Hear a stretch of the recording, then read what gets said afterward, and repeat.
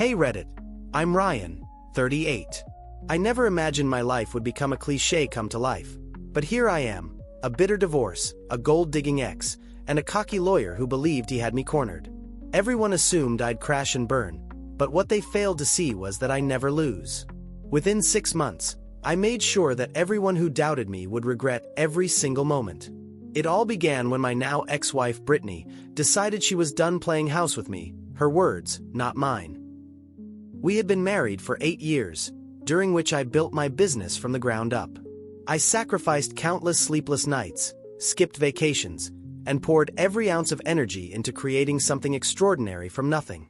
Meanwhile, Brittany thrived on the luxurious lifestyle, the spacious home, the flashy cars, and the extravagant getaways. But the moment my business hit a rough patch, even one disappointing quarter, she was already plotting her exit. The divorce was as ugly as it sounds. Brittany didn't just want a clean break, she aimed to drain me dry. She quickly hired one of the most ruthless attorneys in the city, and I was simply too exhausted to fight back. Not because I lacked the strength, but because I already knew exactly how she would play the game. She expected to take half of everything, to feel victorious, and then to crawl back when she realized she couldn't survive on her own. People like Brittany are incapable of living without someone to support them. So I let her have it. I didn't argue, negotiate, or plead. I just sat silently as her lawyer smirked across the table, saying, "It's only a matter of time before you fail without her, Ryan." Brittany laughed and added, "You'll never make it without me." I didn't flinch or even react at first. I simply walked out. They assumed I had been broken, that my business would collapse the moment she was gone. But what they didn't understand was that I was already 10 steps ahead. The minute Brittany left my life, I became free, and I was about to prove just how unstoppable I really am. For the next few months, I kept my head down and worked relentlessly. I rebuilt my company from scratch, made smarter deals, and ruthlessly cut out every bit of dead weight. While Brittany was out there burning through every dollar she'd taken from me, I was quietly transforming my business into something much larger than before. I went from barely scraping by to smashing record profits. By the end of 6 months, I had not only recovered every penny she stole from me, but had also built an empire she could only dream of. Then, karma began knocking. Brittany eventually found out the hard way what she had done. It started with a text from an unknown number, one I hadn't seen in months. "Brittany, hey, can we talk?" I stared at the screen, a slow smile spreading across my face.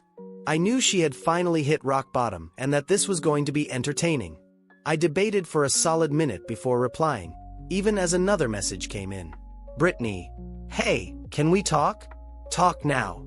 She wanted to talk, but it was clear that she wasn't interested in an honest conversation. She was trying to get back on my good side after taking half my business and laughing about it behind my back. I set my phone aside, determined not to let her manipulate me. 15 minutes later, my phone buzzed again. "Brittany, Ryan, I just want to catch up. No pressure." The pressure was unmistakable. Not on me, but on her. I could sense her desperation through every word. She was trying to feign casual concern, but I knew all too well that she needed something, and I wasn't about to make it easy for her. I went back to my work without a second glance. 2 hours later, another text arrived. "Brittany, I heard your business is doing great. I'm happy for you." That was it, the setup. She wasn't texting to congratulate me. She was fishing for a lifeline, finally realizing that she had made the worst mistake of her life and was now desperate to claw her way back in. Too bad for her. The door was permanently shut. Later that evening, while I was out having drinks with some business partners, my phone rang. I let it go to voicemail. 2 minutes later, Brittany called again. I couldn't help but smirk as I answered. "Brittany." She exhaled as if she had been waiting all day for this moment. "Ryan," she said. "Hey. I didn't expect you to call," I replied coolly. "Clearly," she murmured before cutting straight to the chase. "What do you want?" A nervous laugh followed. "Wow, straight to the point. I just wanted to see how you were doing." I leaned back. "I'm doing fantastic." There was a pause, then she said, "I saw your company's expansion announcement. That's amazing." Her voice wavered as she struggled to continue, So I decided to put her out of her misery. Brittany, cut the crap. What do you really want? After a long sigh, she finally admitted, things haven't been easy since the divorce. That confession, the admission of failure, came slowly. I let her speak, knowing she was only rehearsing the familiar lines of regret. I thought I could handle it, she said, but everything fell apart. Oh, I bet it did, I replied dryly.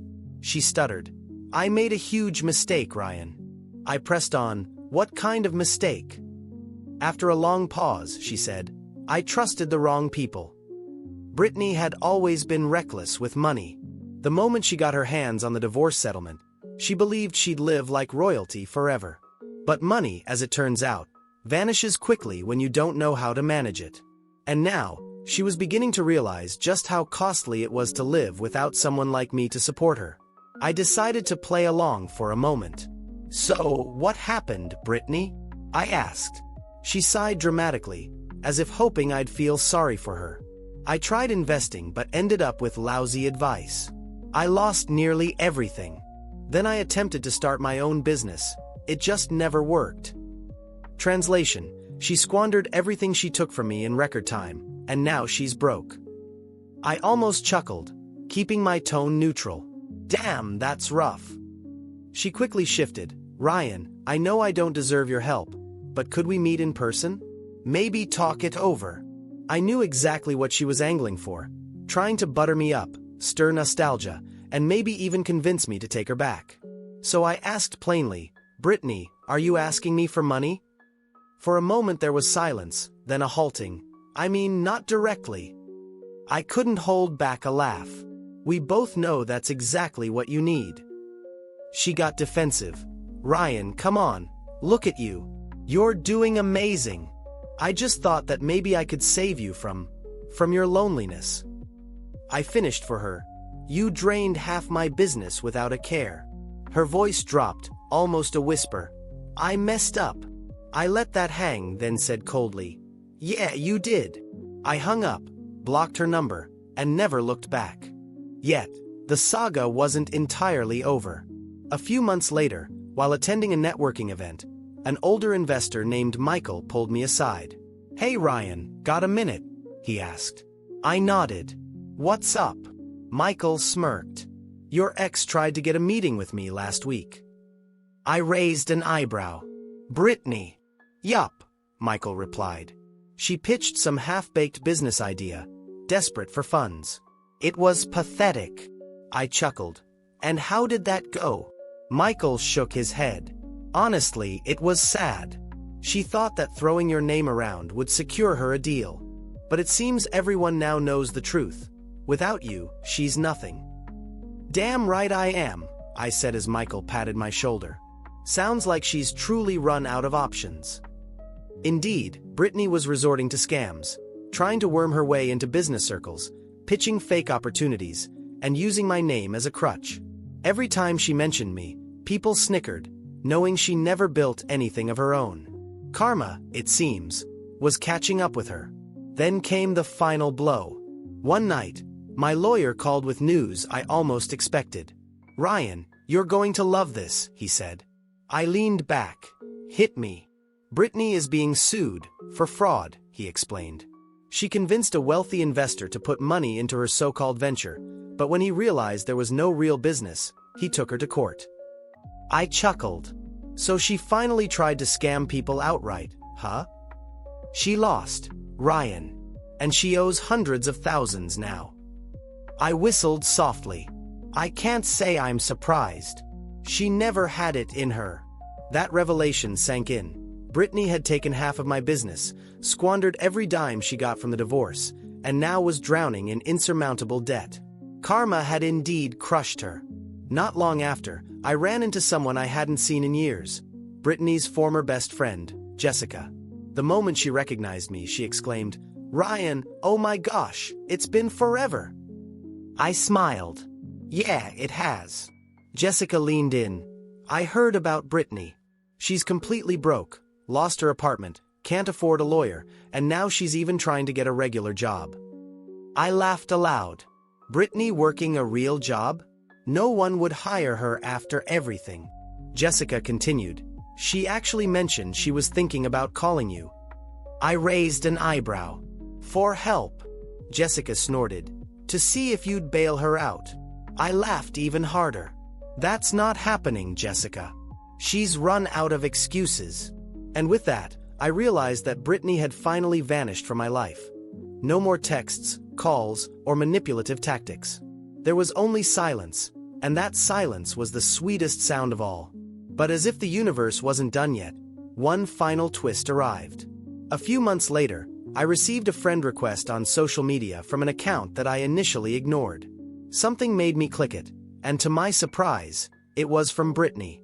Brittany, hey Ryan, long time no talk. Hope you're doing well.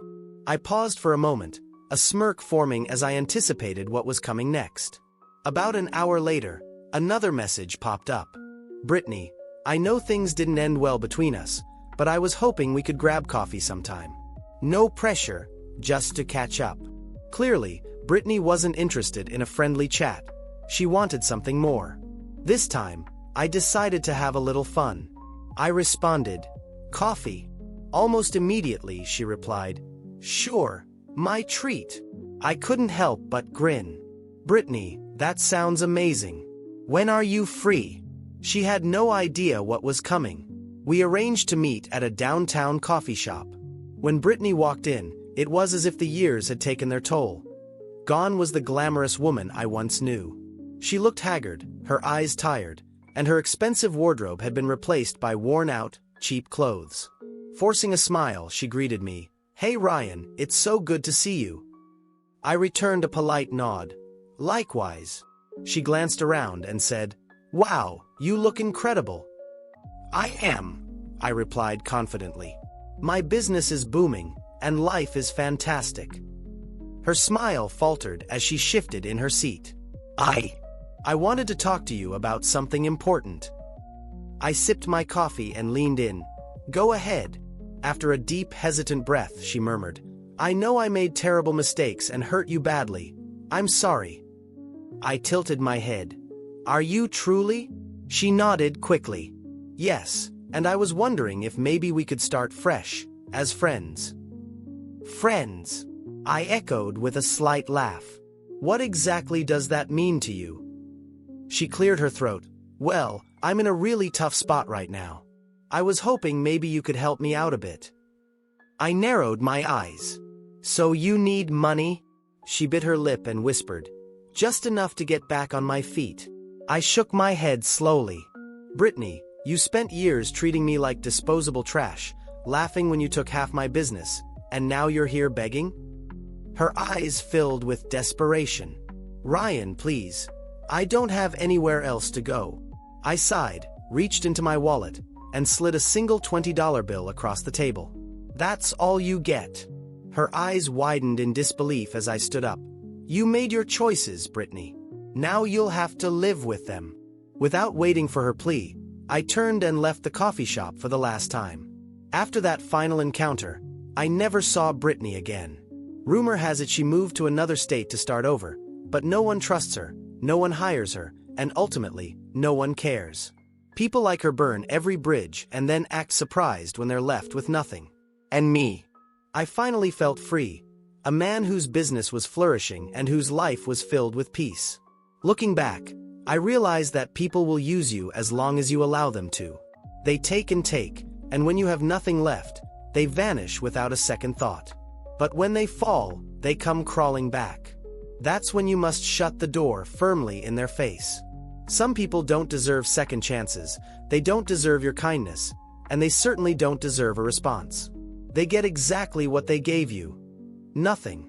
And trust me, that is the sweetest revenge of all. In the months following that final coffee shop encounter, I found myself diving even deeper into my work and into a new chapter of my life. Business was booming beyond my wildest dreams. I expanded my company into new markets, secured partnerships with influential investors, and began mentoring young entrepreneurs who looked up to my resilience. Every day, I was reminded of the freedom I'd earned by shutting out toxic influences like Brittany. I even began speaking at industry conferences, sharing my journey of overcoming betrayal and adversity, and inspiring others to take control of their destinies. Despite my success, a part of me couldn't completely ignore the echoes of the past. I occasionally received obscure messages on social media, remnants of Brittany's desperate attempts to reconnect or perhaps to relive a shadow of what we once had. Each time, I resisted the urge to engage, knowing that the past held nothing but regret and self-destruction for her. I had learned that forgiving did not require forgetting, and more importantly, that letting go was the only path to true freedom. One crisp autumn evening, after a particularly long day filled with strategy meetings and investor pitches, I decided to take a quiet drive out to the countryside. The journey allowed me to reflect on all I had built and how I had transformed not only my business but also myself. I realized that success wasn't solely measured in dollars or accolades. It was also about the strength of one's character and the ability to rise above the betrayals of others. I had turned my pain into power and my anger into ambition. During that drive, I encountered a chance meeting with an old friend, Marcus, a man who had once been a close colleague during the early days of my business struggles. Over a cup of coffee in a small-town diner, we reminisced about the hard times and marveled at how far I had come.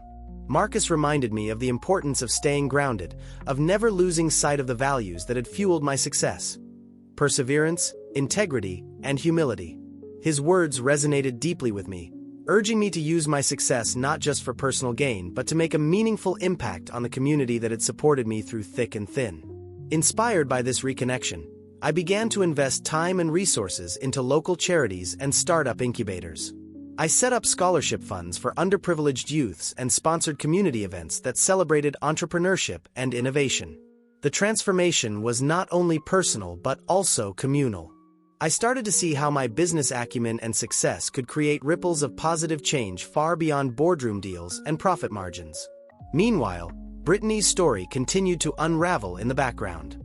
There were murmurs on social media and in industry circles that she had tried to reinvent herself once more, this time dabbling in ventures that were doomed from the start. I heard that even those who once admired her now looked upon her with pity and disbelief. Although I never sought out updates about her life, the news served as a stark reminder that the path she chose had led to isolation and ruin, a fate she had seemingly courted with every decision. One day, at a high-profile industry gala, I was approached by a young woman named Emily. Emily, a recent graduate with a fiery passion for tech innovation, had heard about my turnaround story and wanted to know the secret behind my unyielding drive. Over the course of the evening, we discussed the highs and lows of the entrepreneurial journey. I told her that setbacks are inevitable and that true success comes from learning to navigate those setbacks with clarity and resolve. In sharing my experiences, I hope to instill in her the understanding that success is earned through discipline, and that the choices we make define not only our careers but also our lives. As the night wore on and the city lights shimmered outside the grand windows of the gala hall, I felt a deep sense of fulfillment. I had moved past the bitterness of betrayal and was now focused on forging a legacy that was both personal and impactful. The taste of revenge had long faded, replaced by a hunger for growth, creativity, and genuine connection. I knew that I would continue to face challenges, but I had come to realize that every hardship was simply another stepping stone toward a future I was determined to shape on my own terms. That night, as I drove home beneath a starlit sky, I reflected on the unexpected twists life had thrown my way. I had been forced to confront the worst aspects of human greed and self-destruction, yet I emerged stronger, more focused, and more committed than ever to living life on my own terms. With every mile I put behind me, I left the past further in the rearview mirror, a past that had once threatened to define me but now served only as a reminder of how far I had come. And in that moment of quiet triumph, I embraced the truth that every ending marks the beginning of something new, and that true freedom comes not from what you have, but from the strength to walk away from what no longer serves you.